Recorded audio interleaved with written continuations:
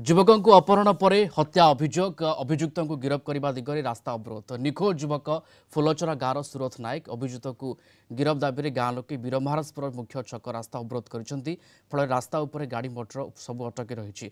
Police दुई जन को अटक रखा सहित साइंटिफिक टीम साहाय्य तदंत करुछि। गतकाली राति निखोज अच्छा सुरथ हरिहरजोर बाली पठारे सुरथों चप्पल पड़ा बेले बाली रे किछि चिन्ह रही। सुरथ को हत्या पर अपहरण परिवार पक्षर थाना एतला दि जाएगी। एपर्यंत सुरथ को किछि खोज खबर मिल पारि नाही। सुरथ को हत्या कराई प्रमाण नष्ट करने को लुचा जाइथिबा अभियोग होइछि। ए घटना गाँव 3 जन सामिल थिबा अभियोग होइछि। सुरथ को खोजी बाहर करने सहित अभियुक्त को गिरफ्त पई दाबी होइछि। मोर बापा काली गला राति संध्यार 6 बजे जुरके जाइए साड़ू ना आसी आम देखीचु 3टा बाइक रे 3 जन होकर रंजी रथ आर तार दुईटा तार नेता दुईटा से जाइए मोर बापा के हत्या करछन।